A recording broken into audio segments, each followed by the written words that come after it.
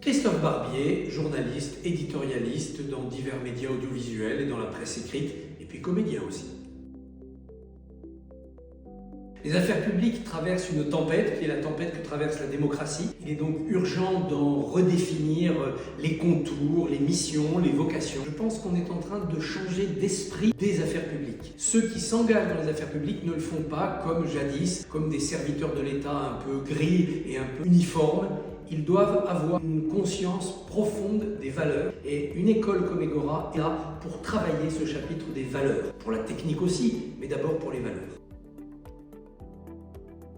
La première compétence pour réussir dans les affaires publiques, c'est le goût des autres. Le goût des autres, notamment dans leur collectivité. Qu'est-ce qui fait une nation? Qu'est-ce qui fait une commune? Qu'est-ce qui fait une région? Il faut avoir cette passion des autres, organisée en collectivité, en communauté, pour pouvoir se vouer aux affaires publiques. Ensuite, il faut avoir une sorte de vertu à la romaine, c'est-à-dire de sens de l'intérêt général. Les affaires publiques, c'est d'abord ça. C'est d'abord le service de la res publica, c'est-à-dire de l'intérêt général. Dans un monde où l'égoïsme progresse à grands pas et où les communautarismes, l'intérêt parcellaire, les corporations sont en train aussi de se tailler de grandes parts du gâteau. L'intérêt général, c'est un combat de tous les instants.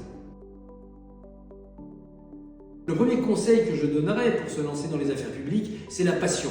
Ce sont des métiers qu'on ne peut pas faire avec un esprit routinier. Il faut véritablement avoir envie chaque jour de changer les choses et de réinventer le monde. La deuxième recommandation, ça serait peut-être de penser d'une manière un peu kaléidoscopique. Bien sûr, les affaires publiques, ça répond à des compétences précises, à des technicités, souvent à du droit, mais il faut regarder autrement. Il faut essayer de voir ce qu'un regard économique, artistique, entrepreneurial, associatif peut apporter aux affaires publiques. Puis enfin, ma troisième recommandation, ça serait de ne pas penser ce chemin dans les affaires publiques comme un chemin linéaire, où on entre à 20 ans dans une carrière pour en sortir à la retraite. Non.